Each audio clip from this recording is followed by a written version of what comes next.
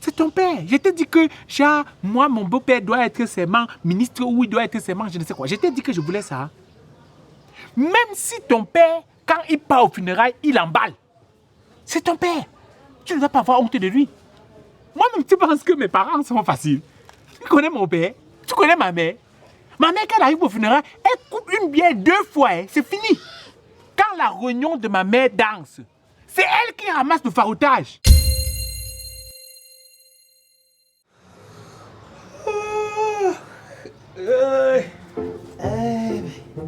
Mes vieux aussi. Alors,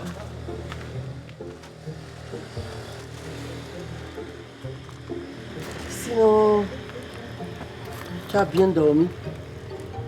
Yes. J'ai bien dormi, mais dans place où le pauvre les pilots. L'oreiller. Ouais, le pilot, yes. C'était comment? Ça faisait un genre comme si, allez. Ce n'est pas doux. Il n'était pas doux. For next time, you change them. Mais tu sais quand même que ce n'était pas prévu que tu dormes ici, non? Mais je devais dormir les où? Je devais dormir les où? You say we don't see. Palava we don't get down for done. Je devais dormir les où? Ah. Comment t'as aussi tu parles des choses comme ça qu'elles ne sont pas normales? C'est vrai que tu m'as expliqué ça hier dans la nuit et ça vraiment, ça m'a fait très mal. J'ai compris. Tu as parlé le cœur sur la main. J'ai trop réfléchi et je pense que c'est mieux que tu ailles vraiment discuter avec ta fille. Faisant ça again. Tu es l'adulte, non? Nous sommes les adultes. Donc, tu penses qu'on est les adultes, on a les problèmes avec les enfants, on les laisse comme ça là? Non. On dit que quand on tape un enfant, on le jette toujours dedans. On ne tape pas l'enfant pour le mettre dehors. Si pas dehors, il prend la rouille. Tu fais comment? Tu fais comment pour le redresser encore? Hein? On doit seulement aller là-bas. Parce que tu dois lui parler, tu es le père, on va savoir comment lui expliquer. Et puis je ne suis même pas sûr que tu pourras encore passer la nuit ici. Hein, parce que ma fille arrive tout à l'heure avec ses enfants. Hey, ces enfants-là alors, hein, comme c'est les vacanciers là, ils sont comme des petits diables. Ils vont crier ici, tu ne vas même plus reconnaître la maison. Il n'y aura même plus moyen, un espace pour dormir, je te dis. Mais tu peux même dire à ton fils là d'attendre même encore 1 semaine, non? Yeah, c'est le temps maintenant, non, c'est les vacances. Je vais encore faire comment pour les demander. Mais if you go back for day again, c'est à cause de l'étoile. Hein? Oui. Si on partit là-bas, c'est à cause de l'étoile. Non, on va essayer. N'oublie pas ton sac. Non, lève en foyer. Hey, il laisse le sac comment? Non, lève en foyer, Hey, comment? On ne sait pas l'avenir, dis donc. Il faut aussi toujours faire confiance, hein?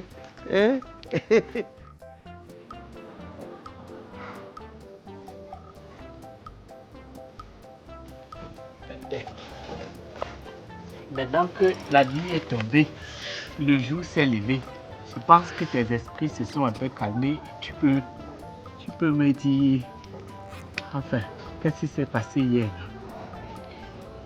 Tu veux savoir quoi exactement? Déjà, moi, je savais que ton père était mort.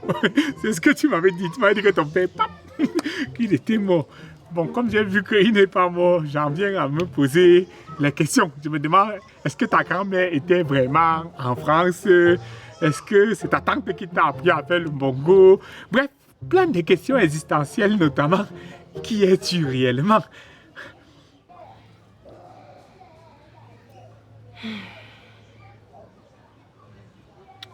Ma grand-mère n'est jamais allée en France. Et aucune de mes tantes ne sait faire un bongo d'ailleurs. Et mon père n'est pas mort. Ce sont des histoires que j'ai commencé à me raconter à moi-même. C'est un personnage que j'ai commencé à me créer moi-même dans ma tête pour me sentir un peu mieux, me plaire un peu plus à moi-même et te plaire un peu plus à toi aussi. Je suis née dans un endroit, c'était pas beau, pas née dans un très bel endroit et je me suis vite rendu compte que mes parents étaient très pauvres.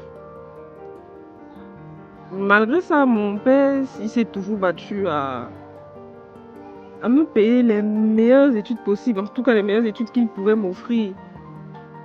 Et de mon côté, moi, je me suis toujours battue. Je me suis toujours battue à être la première de la classe. Je me suis toujours battue à lire tous les livres possibles. Je me suis cultivée, j'empruntais des livres chez mes camarades, j'empruntais des livres à la bibliothèque. Vraiment, je me suis battue à avoir une excellence académique. Parce qu'on m'a toujours répété que c'est la seule chose qui pouvait me sortir de la situation dans laquelle je fais l'école. Donc, j'ai fait l'école. Et au fur et à mesure que je continuais à m'instruire, il y a un immense fossé qui s'est creusé entre mes parents et moi. On n'avait plus le même niveau de langue, on n'avait plus les mêmes manières, la même façon de se comporter en société. Et ça devenait de plus en plus difficile parce que j'arrivais plus à passer 3 mois à la maison. Tout ce que je disais était pris pour de l'insolence, le gros français. C'est ça qu'on t'apprend à l'école, on t'apprend à mépriser les gens. Et ça devenait de plus en plus invivable.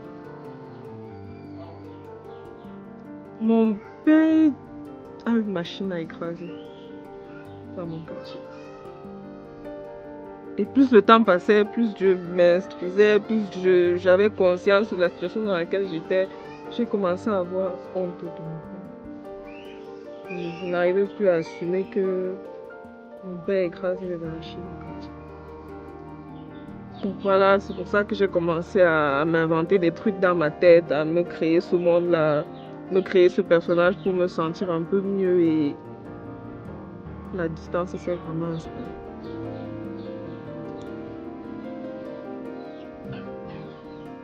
Tu vas m'excuser, hein, mais ce que je vais te dire là, c'est que si tu as fait tout ça pour venir finir ici là avec moi, c'est que vraiment là, ça ne servait à rien. Hein.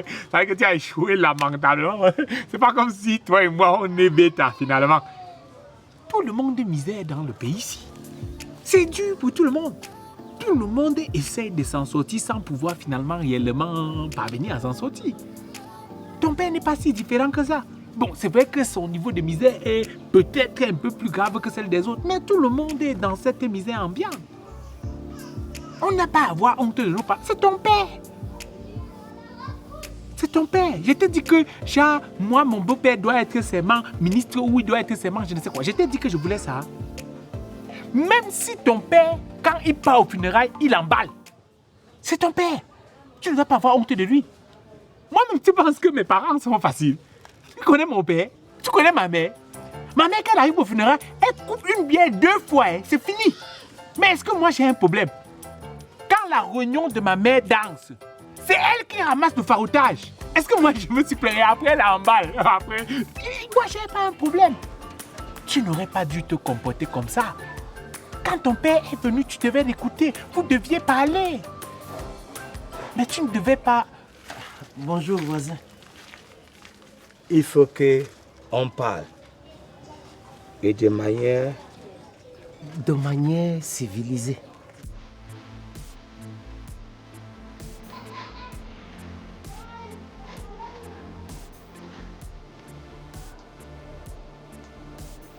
Ok.